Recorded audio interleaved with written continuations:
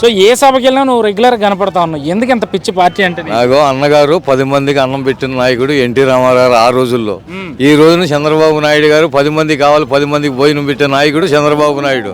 తర్వాత లోకేష్ బాబు గారు పప్పుగాడు అందులో మన రోజమ్మ గారు వీళ్ళందరూ కలిసి పప్పుగాడి దగ్గర ఎందుకు వచ్చి చూపిస్తే ఒక శాఖ పప్పుగాడు మాట్లాడిందేనో రోజా గారు మాట్లాడింది ఊరిని అర్థమైపోతుంది.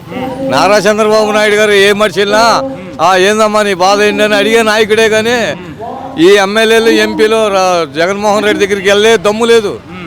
ఆయన పిలిస్తే వెళ్తారో లేకపోతే లేదు జగన్మోహన్ రెడ్డి దగ్గరికి.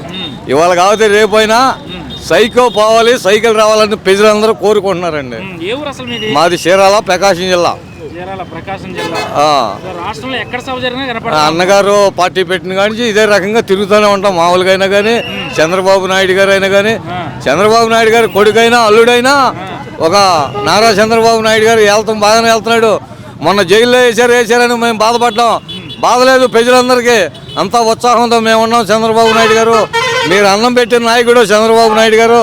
హైటెక్ సిటీ కట్టించింది 25 సంవత్సరాలు, మాకు అన్నం పెట్టారని ప్రజలందరూ, ఆడపిల్ల కానీ మగపిల్ల కానీ అందరూ నువ్వే కావాలని మళ్ళీ 1,50,000 పెట్టి జనం పెట్టి హైదరాబాద్లో మీటింగ్ పెట్టి చంద్రబాబు నాయుడు గారు నువ్వు రావాలి మేము ఉన్నాం మీకు అన్నని ఆ రోజు నువ్వు జైల్లో ఉన్నప్పుడు రేజ్ అయ్యి బాగా అందరూ బంధువులు చేసి మొత్తం 36 జిల్లాలు 36 రాష్ట్రాలు జిల్లాలో మొత్తం బంధు అంతా చేస్తుంటే ఈ పోలీసు వాళ్ళ చేత జగన్మోహన్ రెడ్డి కొట్టించి జైలు వేసి కేసులు పెట్టించి అనే రకాలు చేశారు.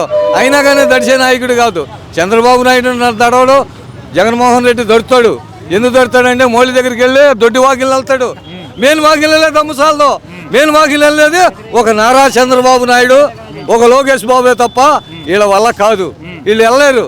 దొడ్డి వాకిలు వెళ్ళి బాబు అని గోతాలు తెచ్చుకుని ఆ గోతాలని ఇంటికాడ పడేసుకుని ఒక గోతం పంచే నేను పేజీలు పంచా అమ్మఒడి పంచా అన్ని పంచానని చెబుతాడు. అక్కడ ఏమీ లేదు. 10 రూపాయలు పంచినాడు, రూపాయి తీసుకుంటున్నాడు. అట్టా పనిచేసి వ్యవహారం చేస్తున్నాడండి. ఈ జగన్మోహన్ రెడ్డి ఎప్పుడు పోతాడో అప్పుడు దేశం బాగుపడుతుంది, ప్రజలందరూ బాగుపడతారు.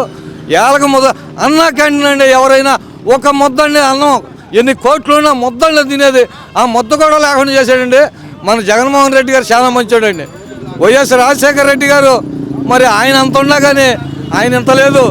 ఈయన వచ్చిన కాడి నుంచి అంతా ఓసుకోతే.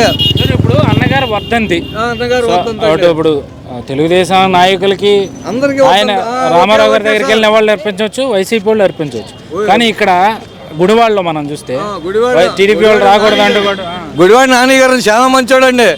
ఒక బాలకృష్ణ గారును చంద్రబాబు నాయుడు గారి దగ్గరికి వెళ్ళి అయ్యా బాలకృష్ణ గారును లోకేష్ గారు వీళ్ళందరూ కలిపి జూనియర్ ఎన్టీఆర్ గారు మా బాబుకి టికెట్ ఏం బాగాలేదు, మా గుడివాడ బాబు అన్నాడు. గుడివాడ బాబు అయిపోయిందండి, బాబు పని ఆ బాబుతోనే అయిపోయిందండి. ఏం లేదండి. గుడివాడ నాని రౌడీ నాని అన్నారు. ఇవాళ ఎందుకు అనిపించుకోవాలి మనం? ఇంత బతికి మనం ఎందుకు బతకాలి? నాని గారు అనే దమ్ము ఎందుకు వదిలిపించుకోవాలి? ఇవాళ అయినా ఎందుకు తెచ్చుకోవాలి మనం? నువ్వు సరిగ్గా ఉంటే ఎవరు తిట్టరు, రోజమ్మని తిట్టరు, నిన్ను తిట్టరు. ఎందుకు? నాయుడు గారు అని ఎన్ని రాష్ట్రాలు తిరిగి దండాలు దశకాలు పెడతారు. మా ముద్ద పెట్టిన నాయకుడు, మేము కడతాం డబ్బు. చంద్రబాబు నాయుడు దొంగతనం చేయాల. జగన్మోహన్ రెడ్డి 37 కేసులు 38 కేసులు ఉన్నాయి. వాళ్ళని పట్టుకోరు సీఎం వాళ్ళు. చంద్రబాబు నాయుడిని పట్టుకుని ఉట్టి కేసులు పెట్టారు. జడ్జి గారు అన్నాడు కేసులు బయట అంటే ఏమి లేదండి, మేము చూస్తాం, మేము పంపిస్తాం మనీ జడ్జి గారు అన్నాడు. ఆ జడ్జి గారికి 100 నమస్కారాలు పెట్టచ్చండి. ఈ విజయవాడ జడ్జి ఉందండి, మూటలుగా ముడిపోయింది. మళ్ళీ ఇంకొక ఆయన వచ్చాడు, ఆయన మూటలో ముడిపోయాడు. అయినా కానీ చంద్రబాబు నాయుడు గారు కుడి చేయ ఇంటికి కూడా బేకలేకపోయారు. మేమున్నామని దండాలు దశకాలు పెట్టి అన్నం పెట్టారండి. అన్నం పెట్టే నాయకుడు ఇవాళ కాకపోతే రేపైనా చంద్రబాబు నాయుడు సైకిల్ పోవాలి సైకిల్ రావాలి. సో బ్రదర్ 2 జెండాలు పట్టుకున్నావు, ఇంతకీ ఏ పార్టీ నువ్వు? నాది జనసేన అన్న. సో జనసేన అంటా ఉన్నావు ఏంటి? ఇప్పుడు తెలుగుదేశం జనసేన గ్రౌండ్ లెవెల్లో కలిసి పనిచేయడానికి నిజంగానే సిద్ధంగా ఉన్నారు అందరూ? మనస్ఫూర్తిగా అన్న, మా పవన్ అన్న పిలుపుతో మనస్ఫూర్తిగా మేము కలిసికట్టుగా పనిచేయడానికి, ఈ రాక్షస పాలన తరిమి కొట్టడానికి మా పవన్ అన్న పిలుపు మేరకు మా తెలుగుదేశం పొత్తులో భాగంగా మనస్ఫూర్తిగా మేమందరం ఏకాభిప్రాయంతో ఓటేస్తామని ముక్త కంఠంతో చెబుతాం అన్న. సో ఇప్పుడు ఇందాక మీరు మాటలో రాక్షస పాలన అన్నారు, ఎందుకని రాక్షస పాలన అయిందండి? ఎందుకంటే అన్న ఇప్పుడు రాజధాని లేదన్న. మెయిన్ 5 రాష్ట్రాలు మొత్తం 5 సంవత్సరాలు పూర్తి అయిపోయింది. ఇప్పటికి రాజధాని లేదు. 3 రాజధానులు అన్నాడు, తర్వాత ఒక రాజధాని విశాఖపట్నం అన్నాడు, అది లేదు. ప్రస్తుతానికి ఇప్పుడు రాజధాని అన్నది వచ్చి మళ్ళీ 5 సంవత్సరాలు అంటున్నాడు. మళ్ళీ 5 సంవత్సరాల్లో కూడా అవుతుందో లేదో తెలియదు. నెక్స్ట్ మా తరంతరం పిల్లలకు కూడా ఉంటుందో కూడా రాజధాని అన్న అయోమయంలో పడిపోయామన్నా. అందుకే ఇప్పుడు మా పవన్ అన్న పిలుపుతో మా టీడీపీ పొత్తులో వెలన్స్గా మేమందరం కలిసికట్టుగా మనస్ఫూర్తిగా ఈ కూటమికి ఓటేద్దామని మొత్తం మేమందరం ముక్కకంఠంతో ఉన్నామన్నా. సో ఈ పార్టీలు పక్కన పెడితే నిజంగా రాష్ట్రంలో సామాన్యుడి పరిస్థితి ఎట్లా ఉందంటారు? ఎందుకంటే ప్రభుత్వం పథకాలు ఇస్తూ ఉంది, ఏ ప్రభుత్వంలో ఇవ్వనంతగా ఇస్తున్నామని చెప్తా ఉన్నారు. మరి సామాన్యుడు సరిపోతున్నాయి ఆ పథకాలు? ఎక్కడన్నా ఎక్కడ ఏది రేషన్ అన్నాడు, రేషన్ మీద ఎన్నో వెహికల్స్ కొనేసి ప్రజల డబ్బు దుర్వినియోగం చేసేసి ఆ వెహికల్స్ ఒకప్పుడు మేము పక్క ఈదులోకి వెళ్ళి కష్టపడే వాళ్ళం కాబట్టి పక్క ఈదులోకి వెళ్ళి రేషన్ తెచ్చుకునే వాళ్ళం. ఇప్పుడు మేము కష్టపడే వాళ్ళం ఎందుకు పక్క ఈదులోకి వెళ్ళి తెచ్చుకోలేము మేము రేషను. అలాంటిది వెహికల్ మీద ప్రజల సొమ్ము అంతా దారాదత్తం చేసేసాడు. అక్కడ కాంట్రాక్ట్ బేసిక్, దానికి మనుషులు, వాళ్ళకి శాలరీలు, ఇదంతా కూడా ప్రజల డబ్బు దుర్వినియోగం కాదన్నా. ఇప్పుడు తర్వాత పోనీ గతంలో రేషన్ యజమానికి వాళ్ళకి కూడా శాలరీ రూపంగానే కడుతున్నాడు, వాళ్ళకే కడతలేదు అనుకోవచ్చు. ఆ డబ్బు కూడా ప్రజల డబ్బే, అవునా కదన్నా? మరి ఇంత దారుణంగా చేసి ఇవన్నీ చేసి కష్టపడి వ్యక్తిని కూడా ఇంట్లో కూర్చోబెట్టేలాగా ఉచిత పథకాలన్నా, సరైన రోడ్డు లేదు, రాజధాని లేదు, పోలవరం అదిగో అన్నారు ఇదిగో అన్నారు, సంవత్సరం దాటేసుకుంటూ వచ్చారు, పోలవరం పూర్తి అవ్వలేదు, రైతులకు కూడా నీరు లేదు. ఏంటన్నా పరిపాలన? మరి రాక్షస పరిపాలన కాకపోతే అంటే మీరు ఇట్లా చెప్తున్నారు, కానీ మీ పార్టీల్లో ఉన్న నాయకులు, ఇప్పుడు తెలుగుదేశంలో కానీ జనసేనలో ఉన్న నాయకులు కానీ వైసీపీలో చేరుతూ ఉన్న పరిస్థితి కనిపిస్తుంది. జగన్మోహన్ రెడ్డి పరిపాలన బాగుంది, అందుకే మేము అటు వెళ్తున్నామని చెప్పి చెప్తున్న వాళ్ళు ఉన్నారు. వాళ్ళకి ఏం చెప్తారు? ఎక్కడన్నా వాళ్ళు ఎటువంటి వాళ్ళు అంటే అన్నా, మొన్నటి వరకు సీట్ ఆశించి సీట్ ఇవ్వలేదనేసి ఒక పార్టీ నాయకుడు అంటే ఏంటన్నా, పార్టీ నాయకుడు అంటే ఏంటన్నా, సీట్ ఇవ్వకపోయినా సరే పార్టీ కోసం పనిచేయాలి అంతే. సీట్ ఇవ్వలేదని పక్కపోయిన వ్యక్తిని ఏమంటారు? దొంగ అంటారు,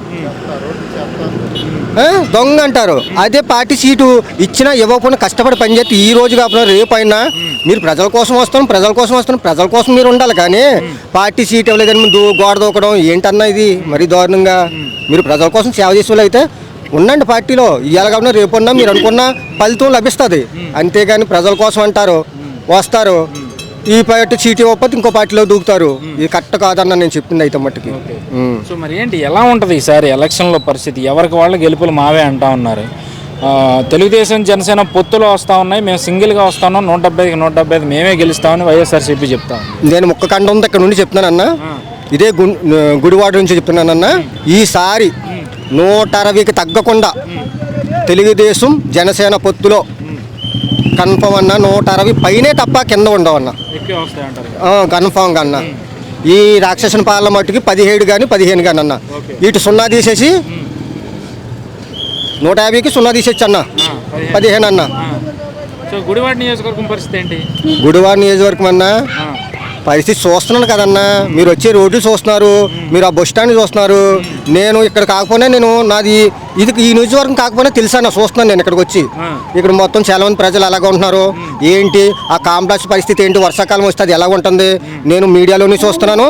అండ్ డైరెక్ట్గా కూడా చూశానన్న, చాలా దారుణంగా ఉందన్న. కన్ఫామ్గా వస్తుందన్న. అయితే మొన్నటి వరకు నేను ఒకటి అనుకున్నాను అన్న, కొద్దిగా దెబ్బగా ఉంటుంది అనుకున్నాను అన్న పార్టీ అయితే ఇక్కడ గుడివాడలో. ఇప్పుడైతే ప్రజల్లో మార్పు వచ్చిందన్న, ప్రజల్లో ఇప్పుడు మార్పు వచ్చింది. మన రాము గారినే ప్రజలు చూస్తారని నేను అనుకుంటున్నానన్న, చూస్తారు కూడా.